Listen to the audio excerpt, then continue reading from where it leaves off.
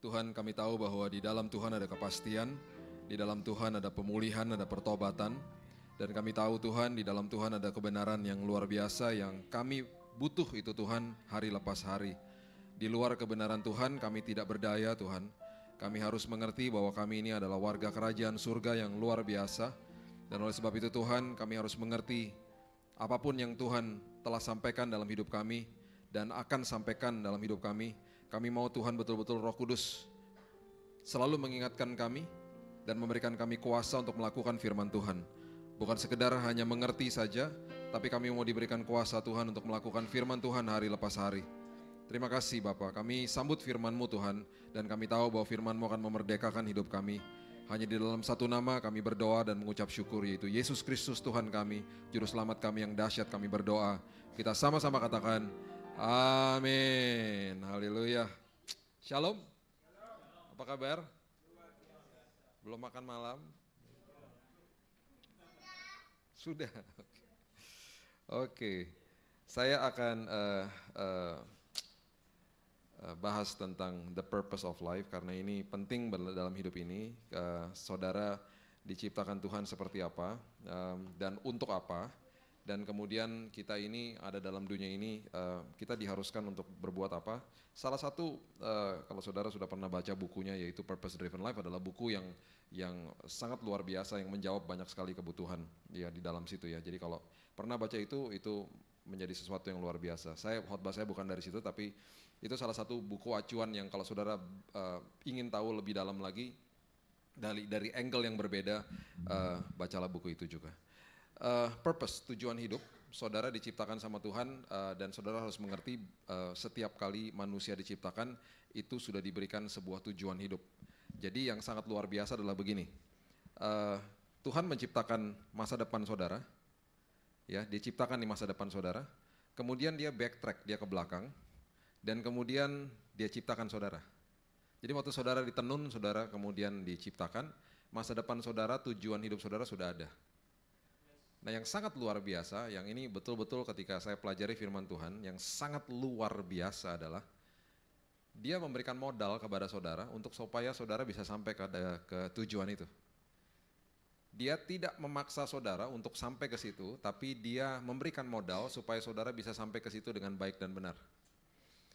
Yang sangat luar biasa adalah tidak ada pemaksaan, tapi ada sebuah purpose atau tujuan yang dia berikan. Contohnya begini. Kalau saya mau pergi ke kota Bandung misalnya, itu tujuan saya memerlukan sebuah modal yang luar biasa, yaitu apa? Kalau saya naik mobil sendiri, berarti mobil itu harus ada bensinnya, mobil itu harus mesinnya benar, ya, setelah diservis mungkin, bannya harus ada anginnya, supaya saya bisa sampai ke tujuan itu dengan selamat, dengan baik gitu ya. Nah begitu juga dengan Tuhan, ketika dia sudah menciptakan masa depan dan tujuan hidup setiap manusia, ketika dia backtrack, dia ke belakang dan dia ciptakan dan dia tenun saudara, dan kemudian saudara lahir, dia berikan modal itu dalam hidup saudara. Modalnya apa? Dikasih kreativitas sama Tuhan, dikasih karunia sama Tuhan, dikasih talenta sama Tuhan, dikasih kepribadian sama Tuhan. Dan itu semuanya sudah built in di dalam kita, sudah ada di dalam kita. Kalau sampai kita nggak ngerti dan tidak tahu tentang modal ini yang diberikan sama Tuhan, kepribadian seperti apa, karunia seperti apa, maaf, itu bodohnya kita sendiri. Kita nggak bisa tanya sama orang, malahan kita menjadi orang yang sangat bodoh kalau kita, menurut kamu saya apa ya tujuan hidup saya? Orang lain nggak akan bisa pernah jawab. Kita yang diberitahu sama Tuhan dan kita diberikan modalnya sama Tuhan. Kalau saudara pernah ambil sebuah tes dominan intim stabil cermat, ini baru satu lah tes saja ya tentang kepribadian. Saudara bisa terkagum-kagum bagaimana saudara diciptakan berbeda-beda, ya. Istri saya ini ketika dites dia memiliki intimnya tinggi. Nah di dalam setiap traits atau karakter atau kepribadian ini, setiap kepribadian ini memiliki yang namanya tingkat dewasa dan tingkat kelemahan. Kalau lemah berarti kita harus belajar untuk lebih baik lagi, ya. Contohnya gitu. Dan setiap kali kepribadian ini dites dan kemudian diberitahu kepada kita, nggak ada yang salah. Semuanya diciptakan Tuhan itu luar biasa, ya. Makanya kenapa kita ini berbeda-beda, ya.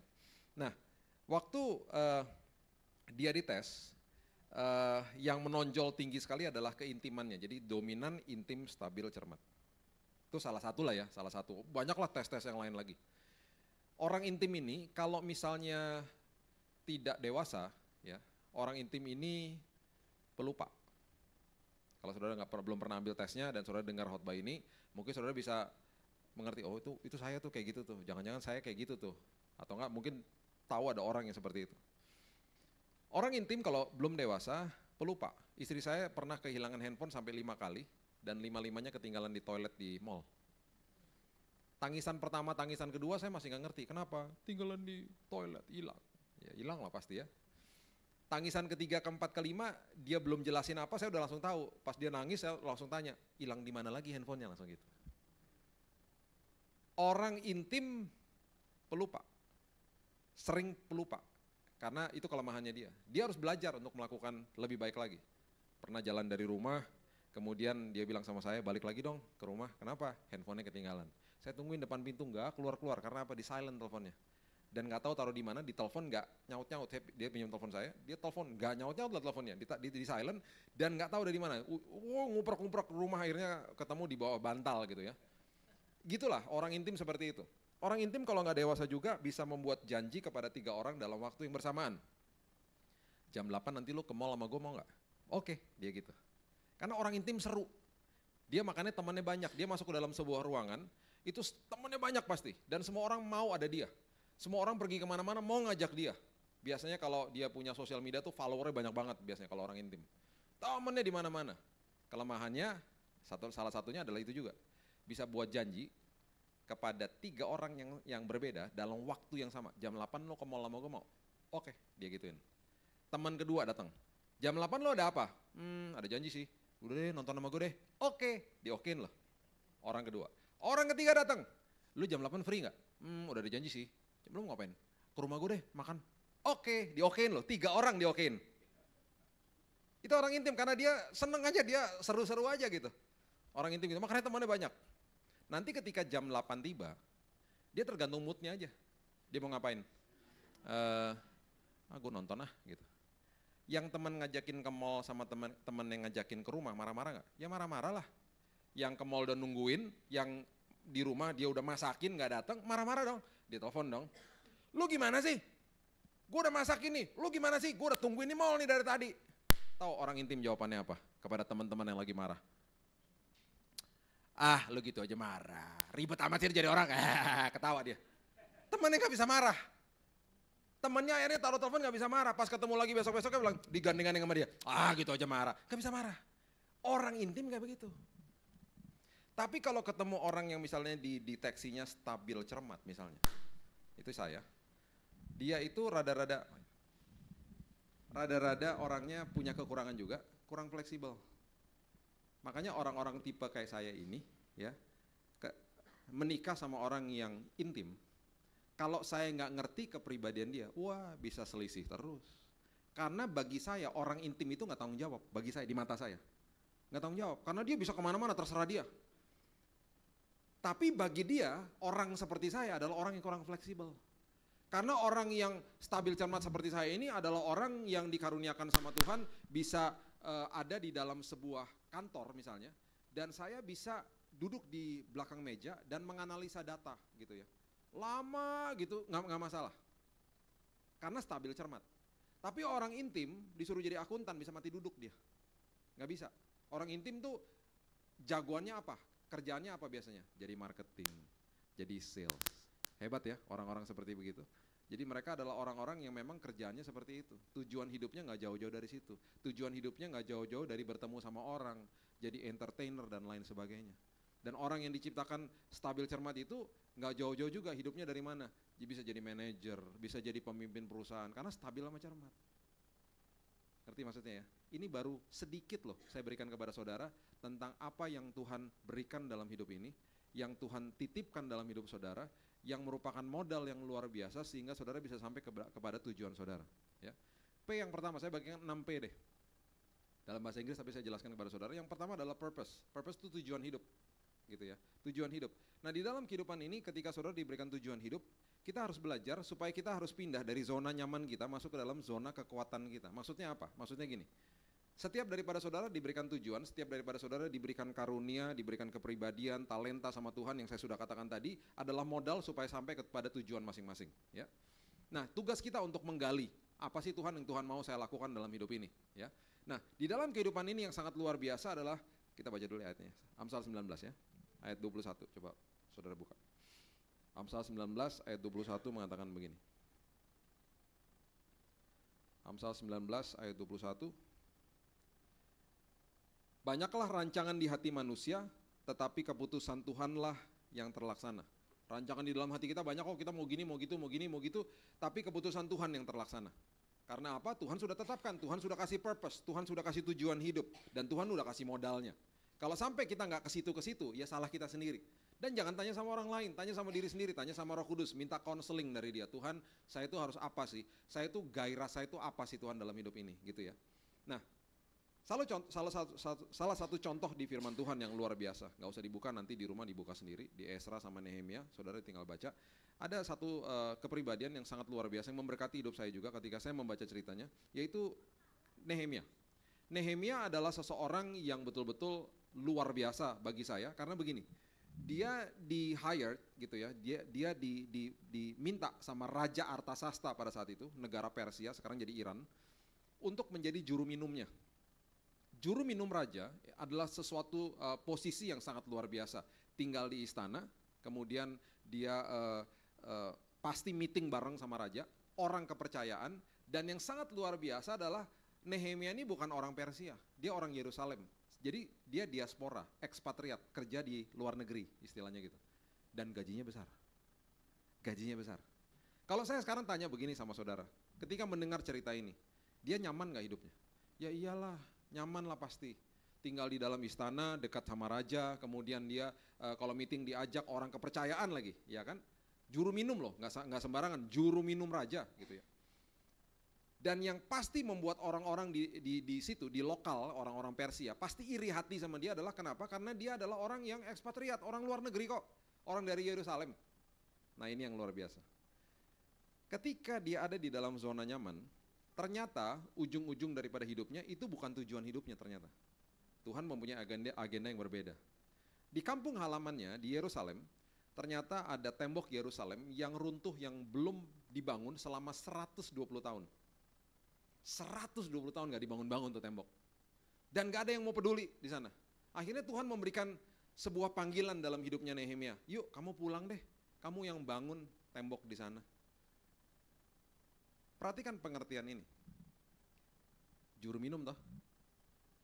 Kalau suruh pulang, suruh bangun tembok, berarti alih profesi dong. Berarti dia jadi apa? Jadi arsitek.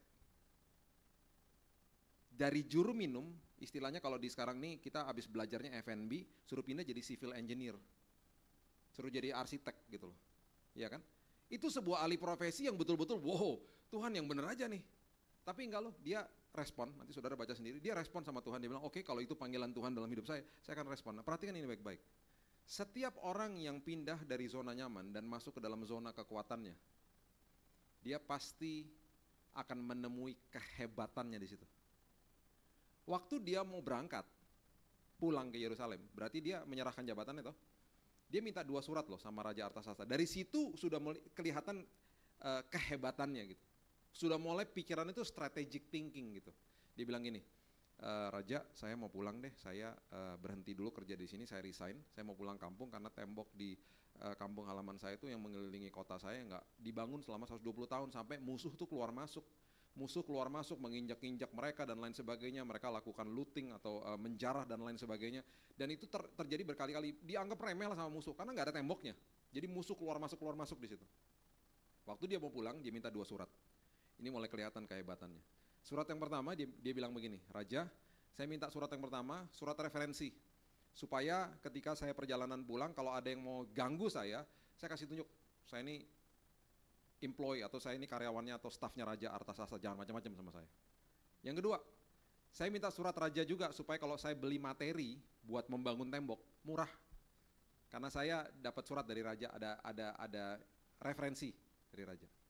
Dari ini saja, ini sudah bisa menggambarkan ketika dia mulai pindah ke zona kekuatan, di mana di zona dipanggil dalam hidupnya ini, zona purpose-nya dia. manusia menemui kekuatan dan kehebatannya di situ. Kemudian singkat cerita dia jalan pulang. Dan akhirnya sampai di sana dengan pimpinan Tuhan gak tahu caranya gimana, dia akhirnya bisa melihat secara strategis dan secara luar biasa bagaimana membangun tembok di sana. Dia akhirnya menggalang 3 tim. Karena musuh bolak-balik masuk, keluar masuk dan lain sebagainya, dia harus bangun satu tim yang menjaga keamanan. Tim kedua adalah tim yang membangun. Tim ketiga adalah tim yang istirahat. Dan 3 tim ini dirotasi terus dan pekerjaannya ini tidak stop. Dan ini dilakukan 24 jam. Dan saudara tahu berapa hari tembok itu selesai dibangun? Hanya 52 hari tembok Yerusalem rampung selesai dibangun. Dan pasti banyak orang yang mengatakan begini, tahu gitu kita aja yang bangun dari dulu. Sampai ada orang yang harus dari luar negeri pulang untuk membangun tembok itu. Setiap kali saudara masuk ke dalam zona kekuatan, hal luar biasa terjadi. Coba baca lagi ayatnya, saya suka sekali dengan ayat ini. Amsal 19 ayat 21 yang tadi. Kita baca dengan keras ya saudara ya. Amsal 19 ayat 21 yang tadi. Sudah ada di screen? Oke, yang keras ya. 2, 3. Banyaklah rancangan di hati manusia, tetapi keputusan Tuhanlah yang terlaksana. Mau apapun saudara rancangkan dalam hati saudara, tetap keputusan Tuhan yang terlaksana. Jadi respon sama Tuhan. Kalau sudah dipanggil sama Tuhan, jangan lari kemana-mana. Jangan buang waktu. Karena ketika saudara masuk dalam panggilan Tuhan, itu zona kekuatan saudara. Dan ketika saudara pindah ke dalam zona kekuatan, saudara menemukan kehebatan saudara di situ. Akhirnya setelah 52 hari dibangun, dia diangkat jadi bupati di kota Yerusalem. Dan dia, di Alkitab mengatakan dia tidak mementingkan kepentingan pribadi atau keluarganya, dia mementingkan kepentingan kotanya. Bagi saya, ada seseorang yang dikirim ke Jakarta, yang bagi saya, kalau saya melihat cerita ini, dia adalah Nehemia saya yang dikirim ke Jakarta dari Bangka Belitung. Gak usah sebut namanya, saudara juga udah tahu ya. Dia udah nyaman di Bangka Belitung, kekayaannya keturunan demi keturunan juga gak akan habis gitu ya. Dan dia selalu dari awal bilang dia dipanggil ke kota Jakarta karena itu adalah panggilan hidup. Dan ketika saya membaca interview awal daripada orang ini ketika dia akhirnya masuk ke kota Jakarta, ngapain masuk kota Jakarta ngurusin orang Betawi kayak kita yang nggak tahu aturan, betul? Udah macet di mana-mana, transportasinya udah transformasi massanya udah akut dan lain sebagainya, sampah di mana-mana, banjir di mana-mana. Mau masuk ke sini dan akhirnya mau melakukan panggilan Tuhan dalam hidupnya. Bagi saya, orang ini ketika dia masuk dalam zona kekuatannya, bukan sekedar dia menemui kehebatan dia, kita semua diberkati. Kota ini menjadi kota yang luar biasa. Apapun yang terjadi sama dia, saya percaya Tuhan sudah melakukan acaranya Tuhan, agendanya Tuhan sama hidupnya dia. Jadi bagi saya, orang ini adalah Nehemia bagi kota Jakarta. Ini adalah contoh persis seperti Nehemia. Ketika masuk ke dalam zona kekuatan, orang lain diberkati. Ya. P yang kedua, passion. Passion itu gairah. Kalau saudara diberikan sama Tuhan purpose atau tujuan, pasti saudara diberikan gairah sama Tuhan. Dan gairah ini adalah sesuatu yang saudara nggak bisa saudara nggak bisa pungkiri lah. Setiap daripada kita punya gairah masing-masing. Istri saya beberapa bulan yang lalu, ya tahun lalu tepatnya, tiba-tiba lihat-lihat resep gitu ya di online. Tiba-tiba dia mulai baking cookies sama kue gitu ya. Mulai beli oven di rumah. Waktu saya lihat dia buat kue dan lain sebagainya, orang yang punya passion yang dikasih gairah sama Tuhan, gak ingat waktu loh. Karena itu dia tahu itu dari Tuhan. Dia mulai baking cookies, dia mulai buat kue. Dia orang Sunda, dia gak suka manis-manis. Yang nyobain siapa? Saya. Kalau kamu suka, kalau kamu bilang enak, berarti udah oke. Jadi setiap adonan saya yang nyobain, karena saya suka kue, gitu ya. Dan bisa berjam-jam. Dia buat macam-macam, dan karena saya suka traveling kemana-mana, dia suka titipin sama saya, ini kasih pendetanya, dan lain sebagainya. Dan ketika mereka suka, dia sudah senang. Itu passion, itu gairah. Ingat, ketika kita masuk ke dalam kehidupan ini, kalau kita adalah orang-orang yang tidak mengerti purpose-nya Tuhan, kita akan betul-betul benci sama kerjaannya kita. Karena kita nggak ngerti, kita selalu berpikir begini, I am employed. Berarti saya dipekerjakan sama majikan saya. Kita nggak ngerti bahwa sebenarnya kita ini deployed, dikirim sama kerajaan surga untuk melakukan tugas kerajaan surga. Karena kita merasa bahwa saya ini employed, saya dipekerjakan sama dunia ini, sama sistem dalam kantor saya dan lain sebagainya, saya merasa bahwa saya kerja buat orang ini dan lain sebagainya, timbullah istilah-istilah seperti begini, I don't like Monday, I hate Monday, aku benci hari Senin, betul nggak? Makanya ketika hari Minggu, ketika saya pelayanan hari Minggu, itu biasanya kalau masih pagi-pagi, orang masih senang-senang lah mukanya. Tapi kalau udah kebaktian jam 5, jam 6 sore, mukanya udah pada begini. Kenapa? Karena udah mikirin besoknya hari Senin. Makanya kenapa ketika hari Senin tiba, kalau saudara lihat orang-orang yang ada di atas motor, itu mukanya pasti semuanya mesemnya minta ampun gitu. Karena lagi mulai hari yang baru. Hari Senin, hari yang paling nyebelin gitu loh. Tapi beda ketika hari Jumat sore tiba, orang-orang pulang kantor, udah weekend kan, mukanya beda, mukanya gini. Mau disenggol motornya juga gak apa-apa, it's okay gitu. Coba berani-berani senggol kalau hari Senin pagi. Apa gak ngamuk tuh mereka? Kalau hari Senin sama hari Jumat bisa bicara, itu pasti mereka akan saling ledek-ledek gitu ya. Lu gak ada yang demen lo sama lu hari Senin. Terus hari Senin bilang sama hari Jumat, kenapa sih orang pada suka sama lu gitu ya. Yang harusnya kita gak begitu. Yang harusnya ketika masuk dalam hari Senin, ketika mengerti bahwa saya ini deployed, bukan employed, saya dikirim sama kerajaan surga untuk melakukan tugas di muka bumi ini, mengkolonisasi bumi dengan budaya kerajaan surga. Saya akan gembira ketika masuk hari Senin, Tuhan terima kasih. Hari yang baru berarti ada kesempatan yang baru. Kita akan menyambut hari Senin dengan sesuatu hati yang penuh dengan sukacita. Karena tahu bahwa walaupun saya ada di kantor saya, walaupun saya tidak diperlakukan dengan apa yang saya mau lah, dengan standarnya yang saya mau misalnya, saya mengerti bahwa saya kerja buat kerajaan surga. Saya tidak bekerja untuk siapapun yang ada di sini, saya bertanggung jawab sama kerajaan surga. Berarti apa? Walaupun saya diperlakukan tidak baik, saya tetap harus bersinar di sini. Ketika berlian jatuh ke tempat sampah, ketika dia mengambil keputusan untuk tidak mau bersinar, dia tidak akan terlihat sama siapapun. Kan dia akan menjadi satu dengan sampah. Saudara berlian, saudara harus tetap mengambil keputusan untuk tetap berkilau.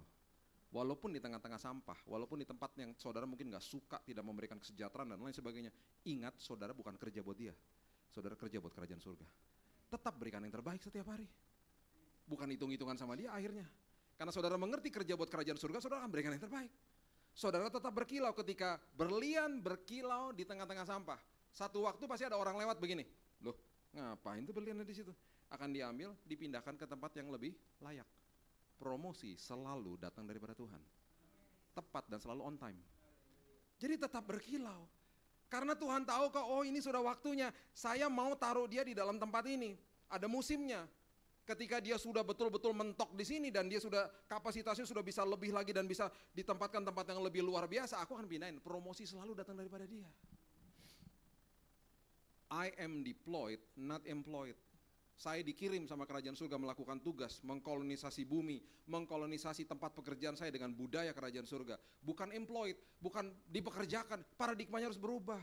Ketika itu kita mengerti, kita masuk hari Senin kita begini, yes, hari yang baru, minggu yang baru, kesempatan yang baru bagi saya. Beda, jadinya I love Monday. Aku suka hari Senin. Ya toh? Beda langsung paradigmanya. Jadi ketika mengerti purpose dan mengerti bahwa ini loh gairah yang Tuhan tetapkan dalam hidup saya, kita menjadi luar biasa. Anak saya yang pertama tahun lalu dia ikutan tes untuk masuk ke sekolah SMA terbaik di Asia Tenggara. Namanya UWC, United World College di Singapura. Keterima, dari berapa ratus orang cuma 2 yang keterima, dia keterima. Dan waktu diterima di sana, saya sebagai orang tua sudah mulai mempersiapkan dia untuk masuk ke perguruan tinggi pastinya. Dan kita sudah tanya sama dia, kamu maunya apa dan lain sebagainya. Dari kecil ini anak sudah mulai memperlihatkan sesuatu gairah kehidupan atau kesukaannya yaitu di seni. Jadi otak kanan ini kuat sekali gitu ya. Suka graphic design, suka drama, suka hal-hal seperti begitu. Suka melukis, melukisnya jago. Dan waktu dia keterima di sekolah di sana, saya juga nggak kaget ketika dia telepon saya dan dia bilang begini, Dad, aku keterima di drama musikal sekolah. Drama musikal tahunan yang besar, produksinya yang luar biasa, hebatnya. Dan saya juga nggak kaget ya, kaget dan nggak kaget juga ketika dia katakan bahwa saya menjadi pemeran utama di situ. Padahal dia baru masuk, ya istilahnya baru kelas 1 SMA lah gitu ya. Kok udah bisa keterima gitu. Saya datang ke sana menyaksikan bagaimana dia melakukan drama musikal. Dan saya juga nggak kaget ketika dia katakan begini, Dad, nanti kalau aku kuliah, aku mau ngambil school of drama. Kalau zaman dulu ada orang ngomong begitu, pasti orang tua zaman dulu, ya, yang saya tahu ya, om tante pasti enggak ya, zaman dulu, pasti dibilang begini, mau dapat uang dari mana lo? Karena saya pernah menyaksikan ada anak 17 tahun bilang begini sama orang tuanya, "Pak, aku mau sekolah musik." Dapat uang dari mana sekolah musik? Karena bagi orang-orang yang tidak mengerti firman Tuhan, mereka akan selalu berpikir begini, harus sekolah bisnis, harus sekolah dokter, harus sekolah insinyur, harus sekolah-sekolah seperti begitu yang banyak uangnya. Saya mau beritahu ya, dan ini ketika saya seminar kekeluargaan, saya beritahu kepada parents atau orang tua, saya bilang gini, Bapak Ibu kalau pernah mengatakan itu kepada anak-anaknya, minta maaf sama anak-anaknya. Bapak Ibu minta ampun sama Tuhan. Karena sebenarnya Bapak Ibu dan Ibu itu melecehkan Tuhan sebenarnya. Gak semua orang diberikan purpose, diberikan passion, diberikan gairah sama Tuhan untuk jadi dokter. Gak semua orang diberikan passion sama Tuhan untuk jadi insinyur, untuk jadi businessman. Belum tentu kalau saudara dokter, anak saudara harus jadi dokter juga. Kalau dia mau jadi pemain musik atau dia mau menjadi apapun yang Tuhan tempatkan gairah dalam hidupnya, jangan kubur mimpinya. Dan jangan hitung-hitungan sama Tuhan bahwa ini ada uang, ini gak ada uang, itu melecehkan Tuhan. Memang Tuhan ciptakan semua orang untuk jadi businessman. Yang benar aja. Harus ada musisi. Businessman kalau capek pergi ke kafe nontonnya apa? Nonton musik, pengen nagih musik gitu loh. Orang-orang kalau perlu hiburan kemana? Mau lihat drama gitu. Terhibur sama misalnya Broadway show lah dan lain sebagainya. Atau aktor atau siapapun gitu loh. Ketika kita mencari dahulu kerajaan Allah dan kebenaran, segala sesuatu ditambah-tambahkan kok dalam hidup kita. Uang akan ngikut dengan sendirinya. Gak usah dicari uangnya. Makanya ketika kita mengerti purpose-nya Tuhan ya, ketika kita kerja, kita juga jangan kejar gaji. Bukan gaji yang dikejar, kejar purpose-nya Tuhan. Ketika kejar gaji, stres loh. Betul nggak? Stres kalau kejar gaji. Makanya I hate Monday, karena yang dikejar gajinya. Tapi ketika kita mengerti bahwa saya kerja buat kerajaan surga, Tuhan mencukupi semua kebutuhan saya, oh beres sudah. Kita nggak kejar itunya, kita tahu bahwa at the end of the day, at the end of the month, di ujung daripada ini semuanya, Tuhan sudah siapkan yang terbaik kok bagi saya. Saya akan lakukan tugas dan tanggung jawab saya, dan saya akan terus gali purpose dan semua yang Tuhan tetapkan dalam hati saya. Semua gairah yang Tuhan tetapkan, saya mau gali dan saya mau explore hidup saya. Saya mau masuk dalam zona kekuatan Tuhan. Oh jadi luar biasa, uang ngikut nantinya.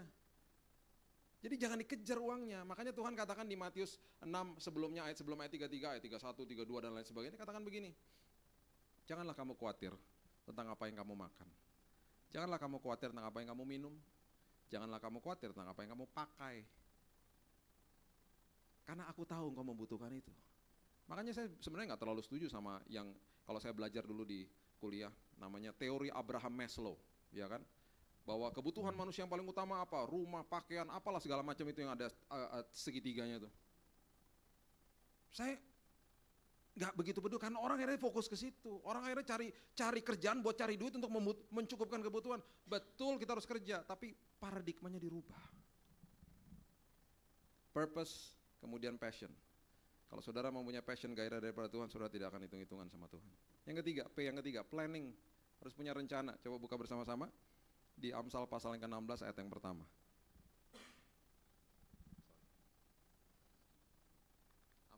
Amsal 16 ayat yang pertama. Sudah dapat? Kita baca ya.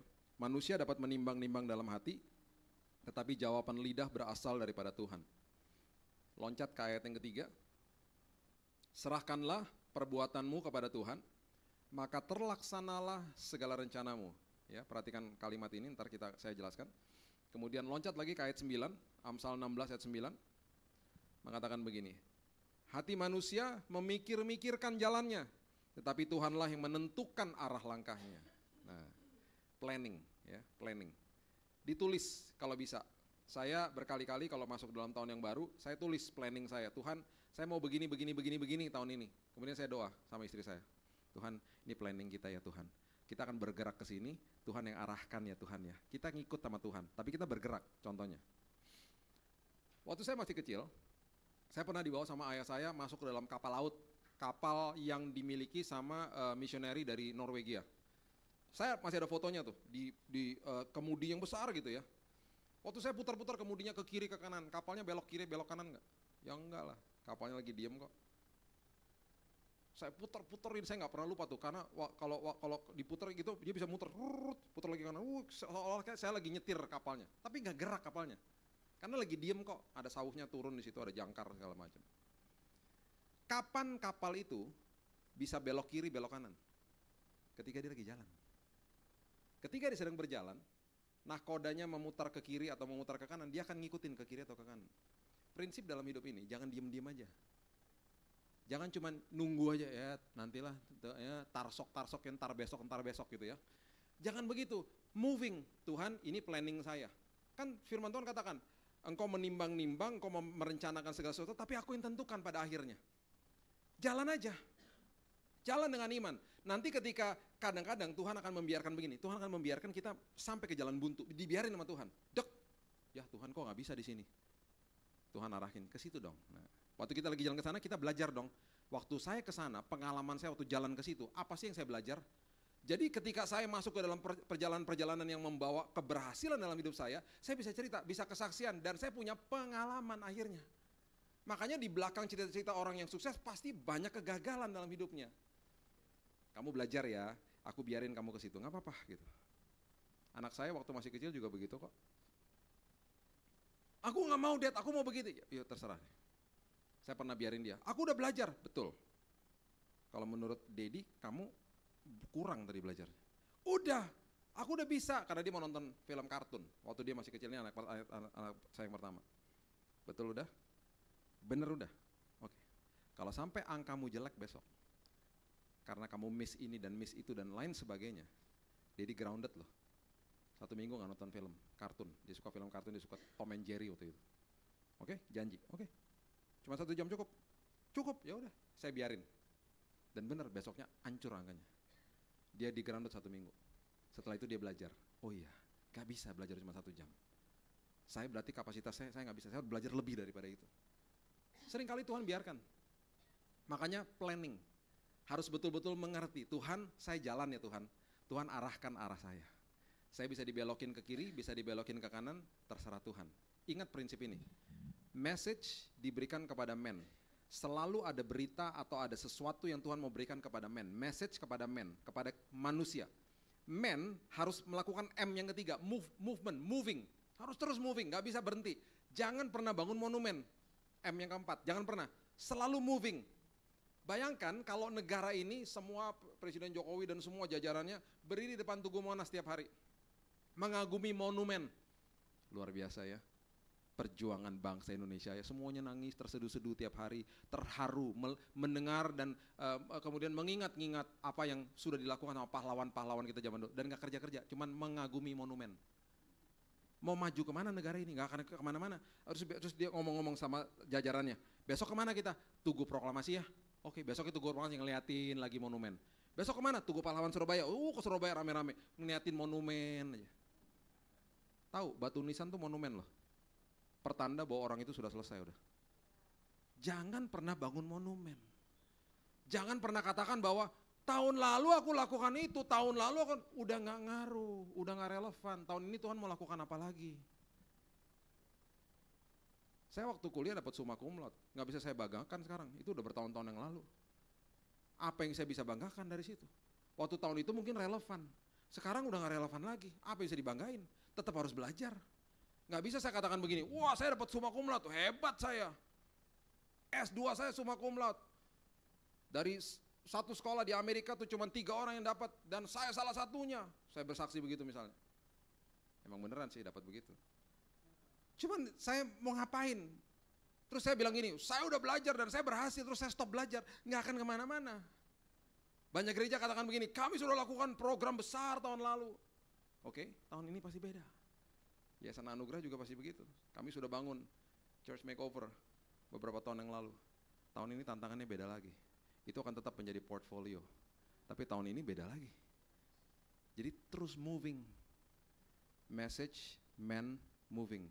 Jangan pernah bangun monumen. Itu namanya monumen loh. Kita udah begini, kita udah begitu, dan kita gak bergerak-bergerak. Itu bangun monumen.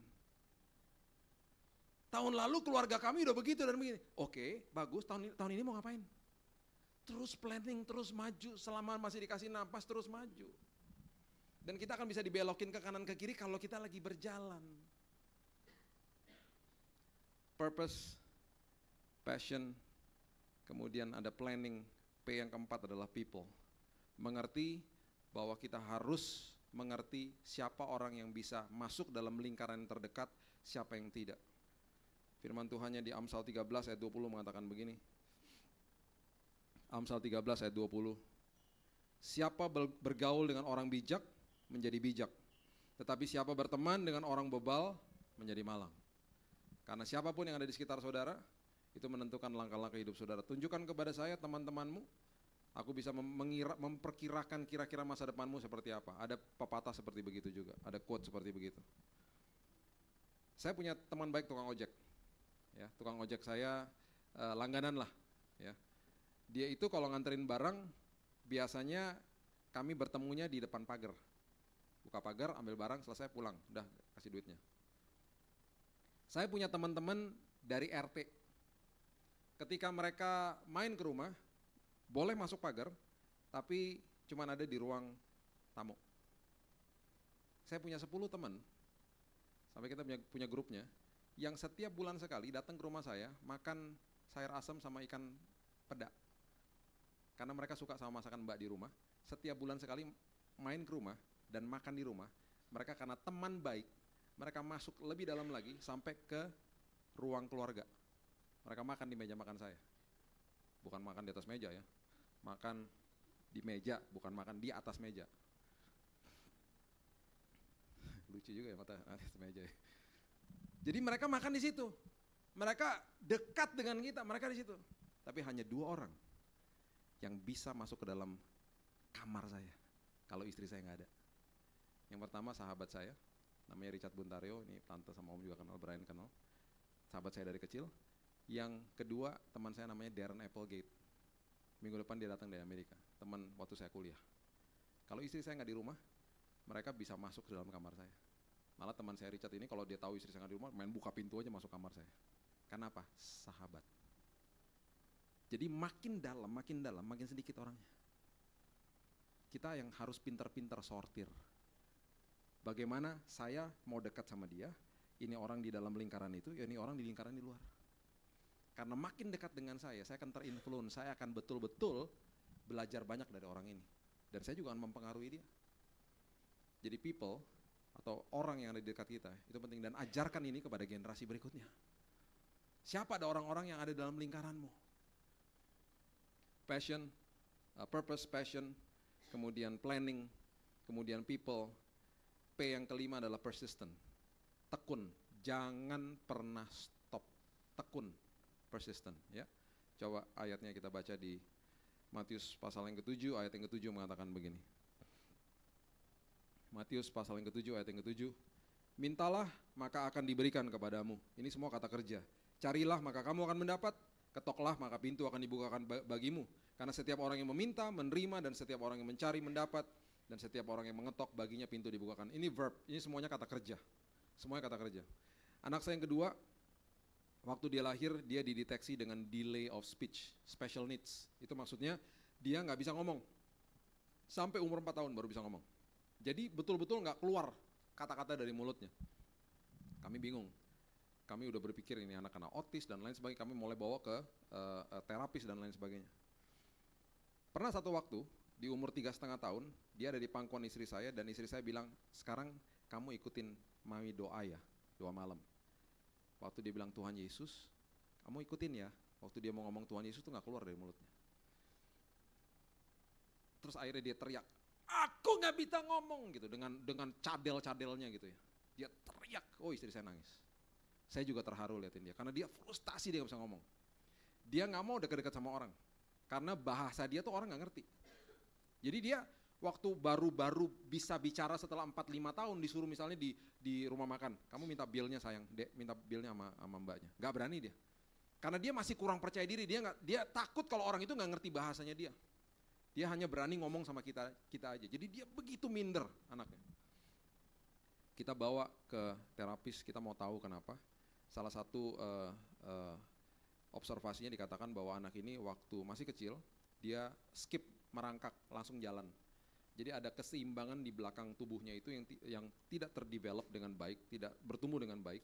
Dan keseimbangan itu mengganggu dia dan akhirnya itu menstimulasi dia tidak bisa bicara dengan cepat waktu masih kecil. Sampai 4 tahun baru bisa bicara. Apa yang harus dilakukan? Anak ini harus diterapi secara fisik. Jadi dia masuk ke dalam gym.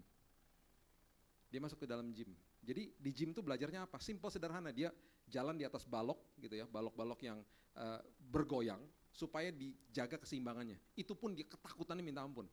Karena dia nggak suka sesuatu yang tidak bertapak di tanah. Main ayunan nggak berani. Wow, jangan coba-coba main ayunan, bisa berteriak dia. Karena dia merasa bahwa dia tuh nggak bertapak di bumi. Karena keseimbangannya terganggu. Dia merasa itu betul-betul tempat yang nggak nyaman bagi dia. Apalagi berenang. Nah, waktu pertama kali berenang, masuk ke dalam kolam, itu harus pakai ban di sini. Dan harus pakai ban di tangan dua-duanya. Dan plus dipegangin, baru dia berani. Bayangin waktu setelah dia mulai bicara, saya harus pelan-pelan lewati itu semuanya. Saya harus dorong dia. Daddy, teriak-teriak, it's okay. Masih pakai pelampung semuanya. Pelan-pelan saya copot pelampung di kanan kiri tangannya. Pakai ban aja. Lama-lama terus bertahun-tahun. Bannya ada dicopot. Dan anak ini adalah anak yang selalu kami hembuskan kata-kata positif dalam telinganya. Namanya Keaton. Kamu bisa. Aku tolongin kamu ya. Kita tekun kita lakukan ini setiap minggu. Kadang-kadang saya capek, tapi saya bela-belain untuk berenang sama dia, olahraga sama dia, belajar main badminton di rumah supaya betul-betul fisiknya bergerak. Dan betul akhirnya memang dia akhirnya bisa bicara. Singkat cerita, sekarang dia menjadi salah satu swimmer yang luar biasa. Dia kalau masuk ke kolam, dia cemplung ke dalam gitu ya. Itu orang-orang pernah di pinggir-pinggir kolam bilang, Pak, anaknya Pak, tenang Pak, nanti dia akan nongol di ujung sana Pak. Dia keluar dari sana. Luar biasa. Kemarin hari Minggu, dia juara 1 basketball team. Karena dia masuk dalam tim utama basketball dari Rockstar Gym. Kalau saudara tahu ada Rockstar Gym gitu ya, di Jakarta ini kalau nggak salah ada 10, diadu seluruh Jakarta. 5 game menang semua. Sampai game terakhir masuk final, saya harus nungguin dia dan saya bangga ngeliatin dia. Dan kemudian saya ngomong sama istri saya sampai berkaca-kaca gitu. Dia bilang, ingat nggak 10 tahun yang lalu, 9 tahun yang lalu, 8 tahun yang lalu, dia nggak bisa ngapa-ngapain. Dia bergerak aja kagok, waktu mulai olahraga aja tuh betul-betul tubuhnya, betul-betul yang kakunya luar biasa. Sekarang dia ikutan futsal, dia ikutan basketball, dia ikutan taekwondo, dia ikutan gimnastik. 1 minggu bisa 5 kali ke gym. Dan dia menjadi anak yang luar biasa, juara 1 basketball. Dia berenangnya luar biasa. Karena apa? Tekun, persisten dan tekun. Pada akhirnya, setelah kita mengerti purpose, passion, planning, kemudian mengerti tentang people dan persisten, pada akhirnya selalu harus didasari dengan prayer, yaitu doa. Doa adalah nafas kehidupan, itu adalah dasar daripada kehidupan, tanpa itu saudara tidak akan bisa maju dalam hidup ini. Saya selalu menganggap doa itu seperti begini. Ketika melihat seorang petinju, ketika dia di antara ronde, dia duduk, dan kemudian coachnya atau pelatihnya datang kepada dia, dan mukanya ditampar-tampar, tak, gitu, supaya dia bangun. Terus kemudian diteriakin di telinganya, nanti ronde yang berikutnya, kamu ambil kiri, ambil kanan, kamu hati-hati sama uppercutnya, kamu hati-hati sama jabnya dia, oke. Terus luka-lukanya diginiin sama dia, dikasih salep gitu ya. Terus mulai dibangun-bangun, ditampar-tampar pipinya, dikasih air dan lain sebagainya. Dan waktu masuk ronde yang berikutnya dia seperti segarnya luar biasa, seperti dapat kekuatan yang baru. Kemudian dia bisa melakukan tinjunya dengan lebih luar biasa karena diberikan sebuah konseling singkat sama coachnya. Doa tuh begitu kalau bagi saya. Dalam semua keribetan hidup gitu ya. Kalau malam-malam berdoa tuh rasanya luar biasa. Dapat konseling dari Roh Kudus. Kita komplain, saya komplain di doa saya juga sama Tuhan, aku gak suka begini. Seperti ngomong sama seorang daddy. Dad, I don't like this, I don't like that gitu. Tolong aku supaya aku belajar mengucap syukur. Dan lain sebagainya. Saya ini human, saya ini manusia Tuhan, aku gak suka begini Tuhan, kenapa begini? Dan saya banyak pertanyaan juga dalam hidup saya, seperti saudara juga. Dan ketika saya berdoa, saya seperti dapat sebuah nafas yang baru gitu. Karena Roh Kudus adalah the counselor. Dia selalu memberikan begini, udah besok begini aja, besok ucap syukur aja. Dapat kekuatan yang baru, masuk ronde berikutnya, masuk hari yang baru dengan kekuatan yang baru. Dasarkan semuanya dengan doa. Oke, purpose, passion, planning, people, kemudian mengerti tentang persistent, dan dasarkan semua dengan praying, dengan doa. Saya percaya hidup kita menjadi luar biasa, menjadi maksimal di dalam Tuhan. Mari kita berdoa. Tuhan, terima kasih, mengucap syukur buat malam hari ini. Terima kasih buat Yayasan Anugerah Tuhan. Berterima kasih buat the existence of Yayasan Anugerah. Keberadaan Yayasan Anugerah ini Tuhan betul-betul akan memberkati Indonesia, dan apapun yang sudah dilakukan Tuhan, kami akan terus moving ke depan, maju ke depan, dan percaya bahwa akan ada banyak lahan-lahan baru yang akan digarap Tuhan, banyak tempat-tempat baru yang akan dibantu, orang-orang yang akan dibantu, hamba-hamba Tuhan akan dibantu, dan terus akan bukakan network yang baru Tuhan kepada siapapun menjadi partner kami Tuhan di tempat ini. Dan kami percaya Tuhan, kami akan melihat tangan Tuhan yang begitu luar biasa ada dalam yayasan ini juga kepada setiap kami yang duduk di tempat ini pada malam hari ini, mengerti bahwa ada purpose dari Tuhan, ada tujuan dari Tuhan yang melengkapi hidup kami Tuhan. Dan kami diberikan gairah daripada Tuhan itu tidak kebetulan. Dan kami percaya Tuhan, kami akan terus merencanakan kehidupan ini dengan sebaik-baiknya di dalam Tuhan, supaya kami bergerak maju Tuhan. Mengerti, memilih teman-teman yang ada di sekitar kami, memilih orang-orang yang ada dalam lingkaran hidup kami, mengerti bagaimana kami harus tekun di dalam Tuhan, dan mendasarkan semuanya dengan doa. Kami percaya Tuhan, kami akan maju terus, dan kami akan menjadi orang-orang yang berkemenangan di dalam Tuhan.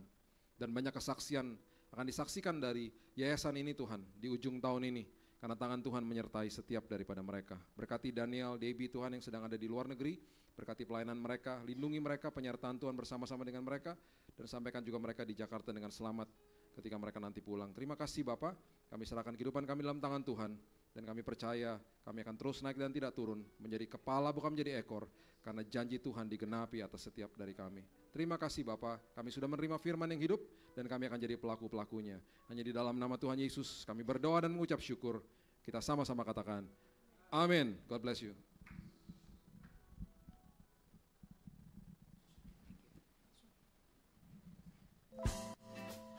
Terima kasih telah menyaksikan Anugerah Fellowship.